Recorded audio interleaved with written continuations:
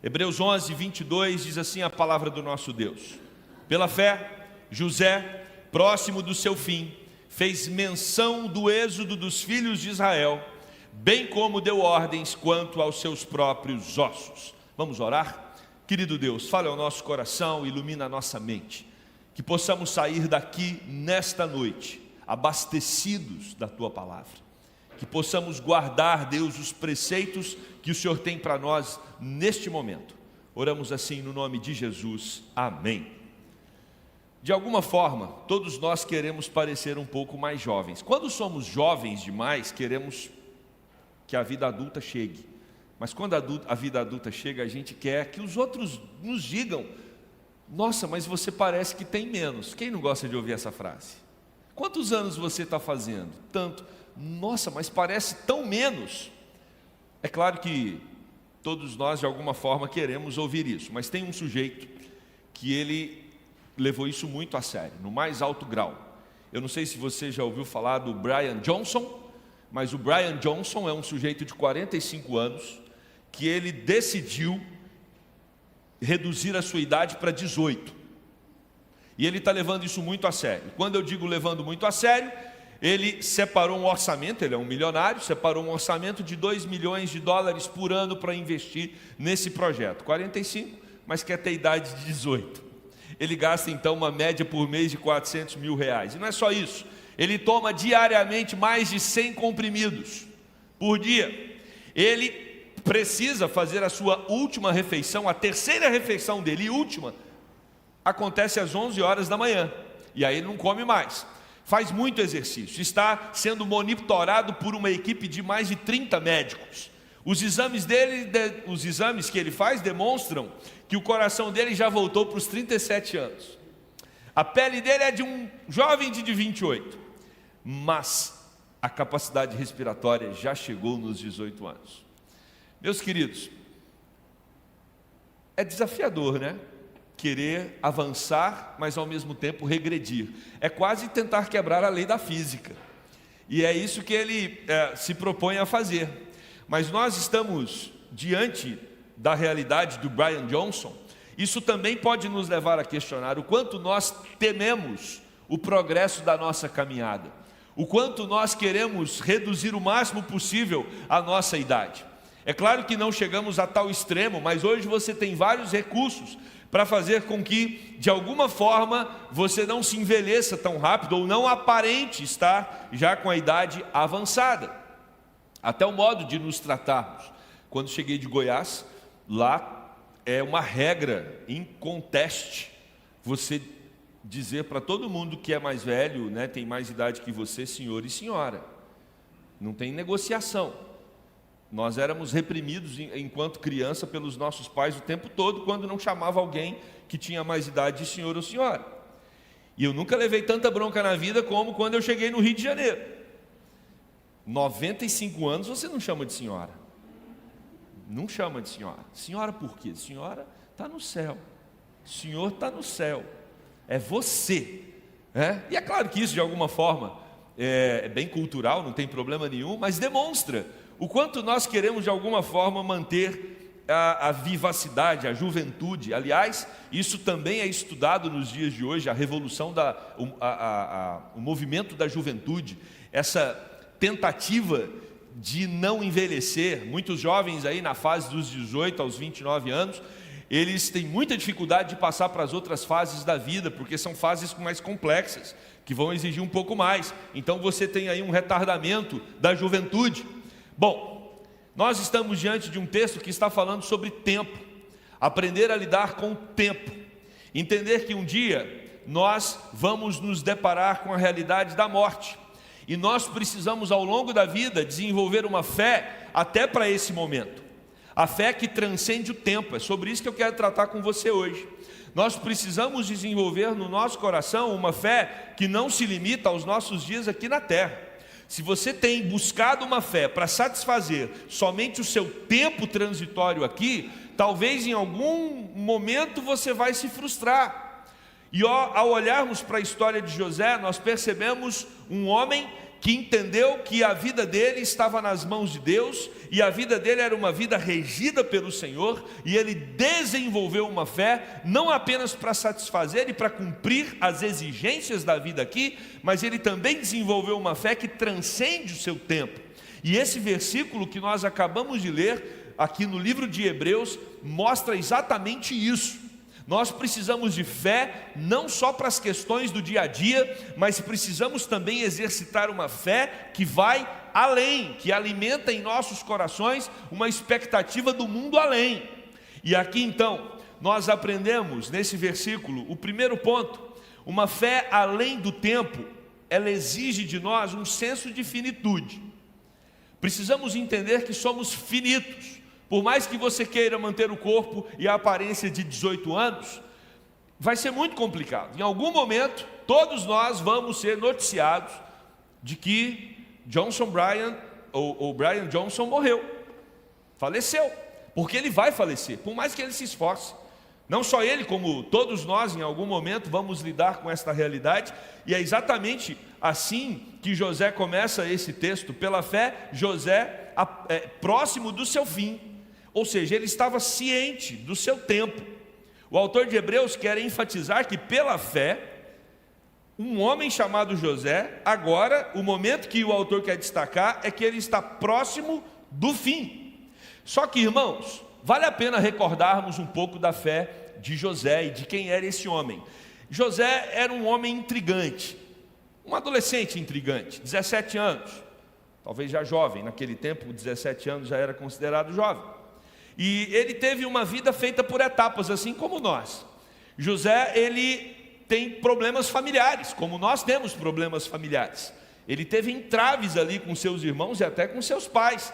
É claro que eu, que fui criado numa família, com 4 homens, José tinha mais 11 irmãos, então assim, dá para ter uma tensão legal, E ele tinha alguns sonhos, gente, que eu vou dizer, se eu fosse irmão de José, eu não sei não. Muito complicado, porque com 17 anos ele chega para os irmãos e fala assim: eu sonhei com vocês. Aí os irmãos: nossa, José, que legal. Primeiro que ele era o preferido do papai. O papai tinha dado uma túnica para ele que nenhum outro irmão ganhou. Então ele já se destacava. Todo mundo sabia na casa que ele era o preferido do papai. E aí agora ele chega falando que teve um sonho. Ah, José, conta o sonho para a gente. Eu contei que todos vocês estavam ajoelhados diante de mim. Ô gente, senso de realidade aqui, vamos. Não é um sonho, né? É um pesadelo. E José contou isso com a maior naturalidade. E como se não pudesse piorar, o texto bíblico, depois vocês acompanham, se puderem durante a semana ler sobre a história de José, lá em Gênesis 37 começa essa narrativa, e o texto vai dizer que os irmãos odiaram José. Mas José, ele era um sujeito que era capaz de piorar a situação, porque ele teve um outro sonho. E no outro sonho, a ideia era que não só os irmãos estavam ajoelhados diante dele, mas também o pai e a mãe. E aí o pai tem que dar uma repreendida nele: José, você está exagerando com esse sonho seu. Mas é interessante porque o texto diz que Jacó ponderou sobre aquilo que José estava falando. Ou seja, ele repreendeu o filho dizendo: olha, esse sonho seu está estranho, como é que eu e sua mãe vamos nos ajoelhar diante de você? Numa cultura marcada pela forte hierarquia, o José, que era um dos filhos mais novos, todos os pais se ajoelhando diante dele. Tem alguma coisa errada? Na sua casa tem alguma coisa errada? Tem coisa lá com seus irmãos, com seus pais, com a sua cunhada, com a sua nora, com seu genro, com seus filhos, que você olha e diz: isso não está certo. Tem alguma coisa aqui que não tá ajustado. Está complexo. Essa narrativa, essa construção que nós temos desenvolvido aqui na nossa família, as peças não estão encaixando. E aí, irmãos, o texto vai dizer que o ódio dos irmãos de José era crescente ao ponto de os filhos estarem, exceto José, os demais filhos estarem cuidando do rebanho do pai, e o pai diz para José: vai lá ver os seus irmãos. E quando José se aproxima, eles então intentam matar José, ou seja, eles são capazes de tirar a vida do próprio irmão, tamanho ódio. E não é um ódio de um irmão para com o outro, como foi Caim e Abel, não. É um ódio coletivo, irmãos. Uma coisa é ter um irmão que te odeia, outra coisa é todos os irmãos te odiarem. José foi capaz de fazer com que os demais irmãos, todos eles, o odiassem. Isso traz para nós alguns dados interessantes. Porque se fosse um sistema democrático, José não estaria com a razão, porque estão todos os irmãos contra ele. E aí, quando José está se aproximando, os irmãos então falam: olha, vamos jogar ele numa cisterna, vamos matá-lo, e a gente leva a túnica dele para o pai, e mata um animal, encharca a roupa de sangue, e fala para o pai que um animal devorou José. Mas Rúben, um pouco mais sensato, falou: não vamos matar, deixa ele aí.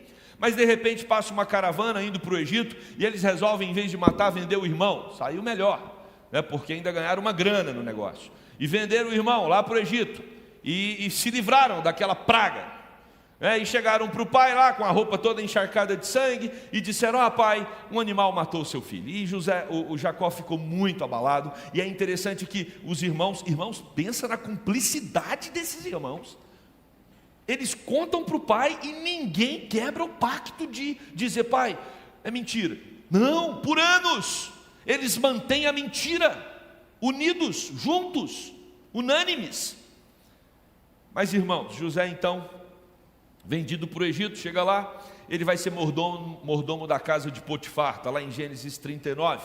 E olha o que diz o versículo 5 do capítulo 39 de Gênesis: o Senhor abençoou a casa do egípcio por amor de José. Deus estava com José, e por causa de José, a casa de Potifar foi abençoada. Nós temos que aplicar uma lição para as nossas vidas. Aonde você coloca os seus pés como filho de Deus, esse lugar será abençoado. Amém? No seu trabalho, no seu colégio, na faculdade, aonde você entra, a bênção do Senhor te acompanha. E José está lá na casa de Potifar, um momento glorioso, porque ele é vendido pelos irmãos. Quando ele chega lá, ele é um homem que Deus está o orientando. Ele então se torna um mordomo de Potifar, Deus o abençoa. Só que a mulher de Potifar se encantou por José, porque José era um cara bonito, e ela quer ter uma noite com ele, e José foge daquilo. E é interessante, José foge não porque ele vai arrumar problema com Potifar. Olha o que diz Gênesis 39, verso 9: pois cometeria eu tamanha maldade e pecaria contra Deus. O problema de José não é com Potifar, o problema de José é com Deus. É por causa de Deus que nós tomamos cuidado com as nossas navegações virtuais. É por causa de Deus que homens e mulheres não acessam sites pornográficos. É por causa de Deus que nós não traímos os nossos cônjuges. É por causa de Deus que os filhos devem honrar pai e mãe.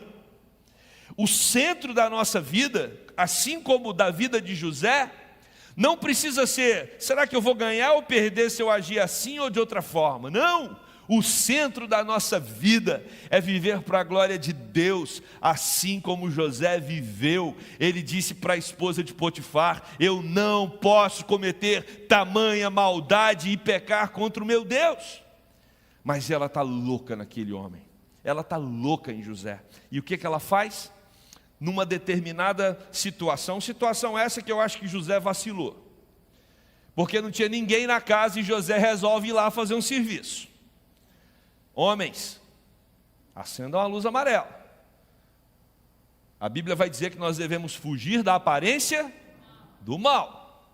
José não tinha que ir naquela casa, mas ele foi. Não tinha ninguém, só estava a mulher de Potifar. E aí o que acontece? Ela fala: é hoje, esse homem não me escapa. E ela então vai atrás de José. José foge. O que ela pega? Ela pega a túnica de José, a roupa, o sobretudo de José. E aí ela arma uma cilada para ele. Ela vai nos funcionários da casa, porque ela começa a gritar, aparece alguns homens e diz: ele tentou me agarrar.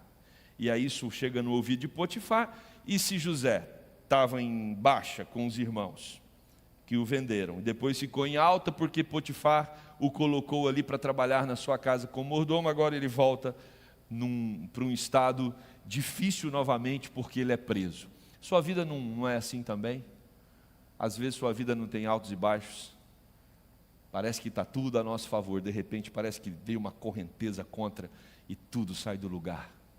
Não sei como que você está vivendo hoje, mas quando nós olhamos para a vida de José, nós percebemos que nem sempre vai dar tudo certo. Em alguns momentos as coisas vão dar errado. E José então, ele vai para a prisão. É curioso, porque em nenhum momento você vê José se queixando. Por uma razão simples, ele sabe quem controla a vida dele. Tanto nos momentos maravilhosos, como nos momentos de muita dificuldade, José sabe quem está no centro da sua existência e da sua caminhada. E aí, ele vai para a prisão. Versículo 21 do capítulo 39, o Senhor, porém, era com José.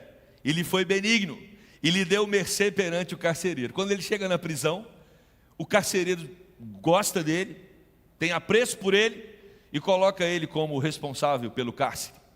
E José então já tem uma posição de destaque ali. E aí você sabe a história do copeiro, né, e do padeiro, que tiveram sonhos, e um sonho que era o do padeiro revelava que ele ia morrer, e do copeiro-chefe ele ia continuar vivendo.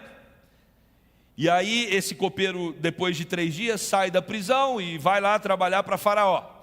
E aí Faraó tem um sonho. O sonho com as 7 vacas gordas, depois 7 vacas magras, 7 espigas mirradas, depois 7 espigas cheias, 7 espigas mirradas, e Faraó procura todo mundo no Egito, todos os magos, todos os intérpretes de sonhos, para tentar revelar o que aquilo significava. Ninguém conseguiu interpretar. E eis que o copeiro-chefe se lembra de José. E aí ele vai dizer para Faraó: olha, tem um homem que é capaz de revelar o seu sonho, porque revelou o meu sonho na prisão. Faraó manda chamar José. Quando José está diante de Faraó, Faraó diz para ele: então você vai ser capaz de revelar o sonho. Olha a resposta que José deu. Gênesis 41, verso 16. Não está isso em mim, mas Deus dará a resposta favorável a Faraó. Não está em mim. Meus irmãos, eu quero que você se atente para a linha na história de José, a percepção clara que esse homem tinha de que quem governava a vida dele era Deus, e não importava qual a situação. Ele está tranquilo porque é Deus quem está com ele em todos os momentos. Momento em que ele está sendo odiado pelos irmãos, momento em que ele está sendo amado por Potifar, momento em que ele está caindo numa cilada da esposa de Potifar, momento em que ele está preso, mas no momento também em que o chefe da prisão o vê como alguém que pode ajudar ali. Ou seja, ele sabe que Deus é quem conduz os seus passos, e ele deixa claro que o poder que vem para revelar e interpretar sonhos não é dele, mas vem do próprio Deus. Centralidade em Deus, centralidade no Senhor. E aí ele revela que os 7 anos de vaca gorda e de espigas cheias diz respeito a 7 anos de muita fartura, mas depois havia um tempo de fome. E aí ele diz: olha, os 2 sonhos é porque é palavra de Deus, e essa palavra está sendo confirmada por Deus. E Faraó então fica impressionado com a sabedoria de José, e diz então para os líderes do Egito: olha, esse homem tem que liderar esse momento que nós teremos aqui no Egito. 14 anos, 7 de fartura, 7 de escassez, eu quero que ele seja o governador. Ou seja, eu sou o Faraó, mas abaixo de mim só José. E deu um anel, o anel do rei, do Faraó, para José usar. Ou seja, ele tinha autoridade do próprio Faraó, ele respondia em nome do Faraó. Meus irmãos, e ali está José, governando o Egito. Ele é empossado. E olha o que ele diz em Gênesis 41, 38. Quem diz isso é Faraó. Disse Faraó aos oficiais. Agora não é José falando sobre a relação dele com Deus, mas é o próprio Faraó testemunhando: acharíamos porventura homem como este, em quem há o Espírito de Deus? Essa foi a vida de José, um homem marcado pela presença do Senhor. E a fome vem. Depois dos 7 anos de fartura, José faz grandes celeiros, ajunta comida, e a fome vem, e os seus irmãos estão ali com seu pai, e começam um processo de padecimento, um processo de necessidade mesmo. Precisam ir lá buscar comida no Egito. E aí você tem toda a narrativa, várias partes dessa narrativa que são muito interessantes, mas nós precisamos resumi-la. Quando os irmãos chegam lá, eles então se prostram diante de José. E o sonho é concretizado. Versículo 26 do capítulo 43. E prostraram-se perante ele até a terra, boca no pó. E depois, meus irmãos, José se revela aos seus irmãos. Capítulo 45, verso 5. E aí nós temos uma repetição aqui no capítulo 45. Olha o verso 5. Deus me enviou adiante de vós. Olha o coração desse homem. Não foram vocês que me enviaram para cá. Foi Deus. Ele repete isso no versículo 7 do mesmo capítulo. Deus me enviou adiante de vós. No mesmo capítulo, versículo 8, ele vai falar: assim, não foste vós que me enviastes para cá, e sim Deus. No mesmo capítulo, versículo 9, digam a meu pai, Deus me pôs por Senhor em toda a terra do Egito. Ou seja, meus irmãos, José está ciente de que todo o processo da vida dele é conduzido pelas mãos do poderoso Deus.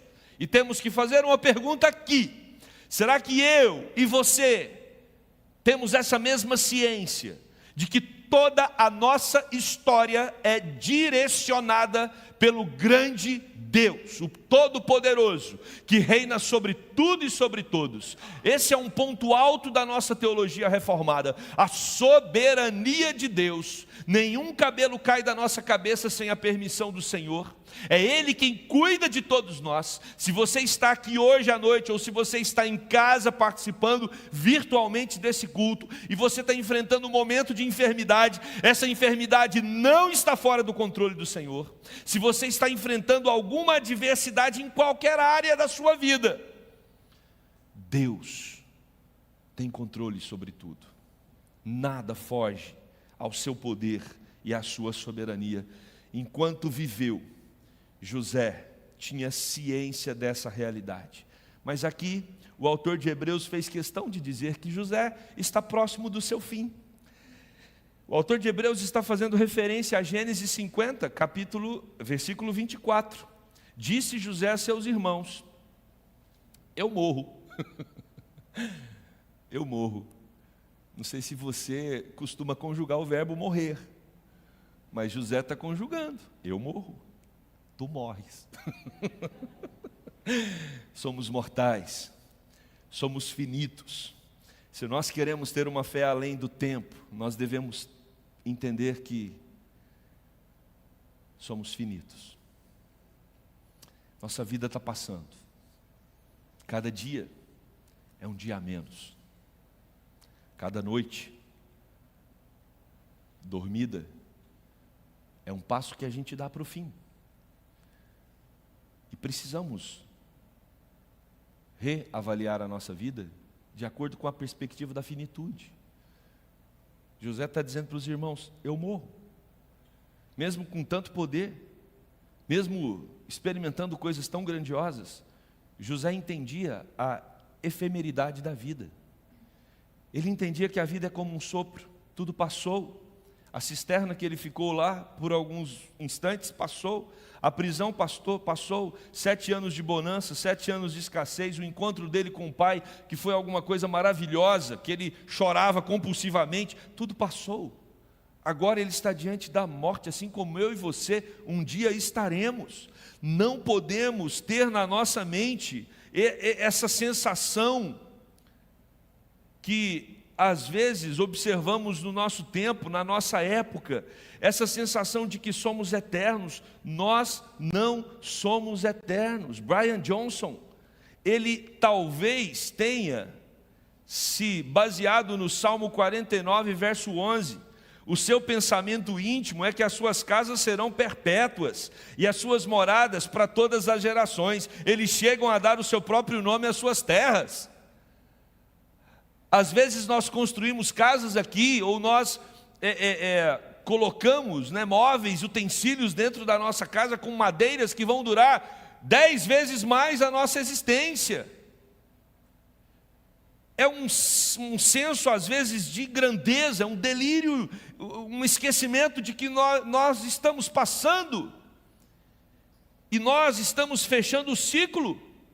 E se eu quero ter uma fé que vai além do meu tempo, eu preciso entender a minha finitude, para que então possamos impactar o nosso tempo, como José foi usado por Deus para impactar o seu tempo, um instrumento do Senhor para a sua geração. Hoje nós estamos aqui falando da vida dele, porque era um homem centrado no Senhor. O que vão falar de nós depois que passarmos? Qual história, qual legado nós estamos deixando para as futuras gerações? Se nós queremos ter uma fé além do tempo, nós devemos então entender que somos finitos. Mas em segundo lugar, devemos também ter o nosso senso de eternidade. Eu sou finito, eu vou morrer. Mas Deus tem uma história que vai muito além da minha, e eu participo dessa história. Deus tem um projeto que começou com Abraão, com Isaac e com Jacó, e eu faço parte dessa promessa de Deus feita a Abraão. Você faz parte dessa promessa, porque Deus disse para Abraão: Abraão, a sua descendência será mais numerosa do que as estrelas dos céus. Eu e você somos estrelas desse céu. Nós fazemos parte dessa numerosa multidão que Deus prometeu a Abraão como descendência. A salvação chegou até nós. Por isso o processo não é só individualista, não sou só eu, não é só você, não é minha família. É um projeto de Deus para o seu povo. Um projeto de Deus que nos remete à eternidade. E José tinha percepção disso. Por isso que o versículo vai dizer, ele fez menção do êxodo dos filhos de Israel, ou seja, José está aqui, ele vê o povo crescendo ali no Egito, mas ele sabe que num determinado momento aquele povo vai ter que sair dali para ir para a terra prometida a Abraão, Isaac e Jacó. Ele sabe que a história dele foi só um pedacinho do processo salvífico de Deus. Ele foi um instrumento usado para um determinado momento, assim como nós. Somos instrumentos separados para sermos usados por Deus no nosso tempo. Ele tinha o senso de eternidade. Olha o que diz Gênesis 50, verso 24. Disse José a seus irmãos: eu morro, porém Deus certamente vos visitará, e vos fará subir dessa terra para a terra que jurou dar a Abraão, Isaque e Jacó. Nosso Deus, Ele trabalha de geração em geração. E nós precisamos ampliar a nossa percepção. Porque o projeto de Deus não é só para salvar você e a sua casa. O projeto de Deus é para que nós possamos desenvolver uma estrutura espiritual, não só para nós, mas também para as próximas gerações. Os filhos dos filhos. Por isso, meus irmãos, olhar para as crianças da nossa igreja não é só uma preocupação familiar. Olhar para as crianças da nossa igreja não é só nos preocuparmos para que elas sejam crentes na geração futura. Não, é entender que a promessa de Deus, que foi para os meus pais, que foi para mim, vai ser para as futuras gerações e para os filhos dos filhos. Porque Deus é um Deus eterno. E Ele nos chama para um projeto eterno. Deus jamais se desliga, jamais quebra as suas promessas. As promessas feitas aos patriarcas, elas vão se cumprir. Olha só o que diz o Salmo 90, versos 1 e 2. Senhor, Tu tens sido o nosso refúgio. Só hoje? Só hoje? Não. De geração em geração. Por isso nós podemos olhar para as gerações passadas e saber que e afirmar que assim como Deus foi refúgio para as gerações passadas, Deus será refúgio para nós hoje, e Deus será refúgio para as gerações futuras. Assim como Deus cuidou de José e controlou cada passo da história desse homem, Deus controla e Deus cuida de você e vai cuidar dos seus filhos e dos filhos dos seus filhos. Porque o nosso Deus é o nosso refúgio de geração em geração. E como Ele pode ser refúgio de geração em geração? porque antes que os montes nascessem e se formassem a terra e o mundo, Ele é Deus de eternidade a eternidade. Por isso que Ele é Deus de geração em geração, porque Ele está acima das transições geracionais, porque Ele é Deus de eternidade a eternidade. Ele sempre existiu. Meus irmãos, se nós queremos ter uma fé que vai além do nosso tempo, precisamos ter a noção da finitude. Nossos dias estão passando e vai chegar um dia em que nós vamos dizer: eu estou indo, eu estou morrendo. A segunda coisa que nós aprendemos é que também precisamos ter o senso da eternidade. Nós vamos, mas os projetos de Deus continuam de geração em geração, porque Ele é o Deus de eternidade a eternidade. Em terceiro lugar e último, nós também precisamos para ter uma fé além do nosso tempo, precisamos desenvolver o senso da transição. O texto que lemos diz que José deu ordens quanto aos seus próprios ossos. Curioso isso aqui, curioso. A Páscoa tem 2 finais. Nós vamos celebrar a Páscoa no próximo final de semana. Um final da Páscoa é temporário, transitório. A cruz, Cristo na cruz, aconteceu na história, 2000 anos atrás. Mas o outro final da Páscoa é eterno.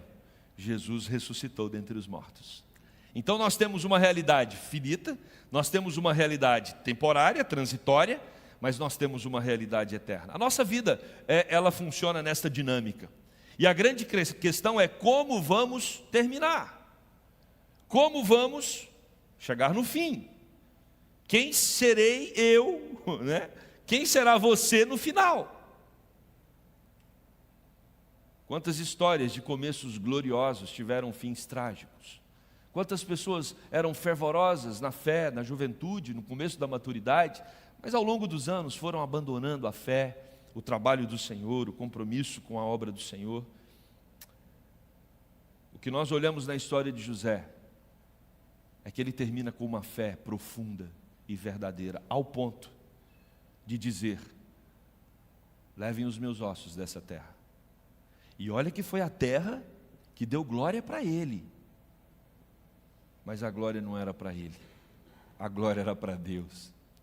E muito mais do que a fama, a glória que José teve no Egito, ele sabe qual é a história dele com Deus e a história dos seus pais com Deus, e isso transcende a realidade do Egito. Calvino, quando comenta essa parte do versículo, ele vai dizer que o sepultamento não estava, José não estava pensando nele próprio. Leve os meus ossos daqui, como se fosse uma questão pessoal dele. Não, Calvino diz que existe um ensinamento teológico por detrás disso. José queria estimular a aspiração do seu povo a vislumbrar a redenção. Ou seja, quando ele diz: olha, quando vocês partirem para o êxodo, levem os meus ossos. O que isso significa? Tem uma promessa maior do Senhor para o povo dele. Não é aqui não é o nosso lugar, há algo maior, e quando vocês caminharem para esse lugar, levem os meus ossos. É como se ele estimulasse as pessoas: olha, continuem firmes na promessa, crendo na terra prometida. Aqui não é o nosso fim. Nós não podemos achar que tudo termina aqui. Esse é o Egito. A terra prometida está reservada para todos nós. Calvino também vai dizer que a ideia de José era fortalecer a fé, depositar a esperança na verdadeira libertação que iria acontecer. Quando o êxodo ocorreu, Êxodo capítulo 13, verso 19, Moisés levou os ossos de José. Os seus ossos foram enterrados em Siquém. Josué 24, 32. Tem um dado curioso aqui. Siquém era onde o pai tinha dito para José, quando José era jovem, e os irmãos estavam cuidando do rebanho. O pai disse: olha, vai lá ver como estão os seus irmãos em Siquém. Ficava mais ou menos 80 quilômetros, né, de onde Jacó estava. Quando José então vai encontrar com seus irmãos, na história lá atrás, ele anda cerca de 80 quilômetros. Chega lá, os irmãos não estavam, ele tem que andar ainda mais. Enfim, José era um homem que tinha uma fé além do tempo, porque ele estava ciente da sua finitude, mas ele também estava ciente da sua eternidade. E ele também tinha o senso da transição. Tudo vai passar, e nós chegaremos um dia na terra prometida. Quero concluir esse sermão. Brian Johnson, o único capaz de oferecer eternidade ao decrépito do corpo humano é Cristo. Ele precisa saber disso. Toda a tecnologia que ele está usando, todos os recursos, pode até prolongar a vida dele por um tempo, mas a morte vai chegar até ele. Em algum momento vai. Mas a morte não vai chegar só até ele. A morte vai chegar a todos nós. Não precisamos nos preocupar. Que possamos desenvolver uma fé como a de José, sempre centrado em Deus. É Deus quem controla a minha vida. É Deus quem guia os meus passos. É Deus quem decide o meu futuro. É Deus quem me orienta nos bons e nos maus momentos. Ele está comigo o tempo todo. Quando os irmãos chegam e se amedrontam diante dele, José diz: fiquem calmos, vocês foram usados por Deus. Até as pessoas que fazem o mal para com a sua vida, de alguma forma, elas estão no controle de Deus. Por isso, tranquilize o seu coração, tenha o senso de finitude, de eternidade e transição, e acesse a fé que transcende ao tempo, porque é essa fé que vai conduzir você para a vida eterna, para a terra prometida, para o lugar que mana leite e mel, lugar esse que todos nós sonhamos. Cantamos isso aqui: Maranata, ó vem, Senhor Jesus. Amém?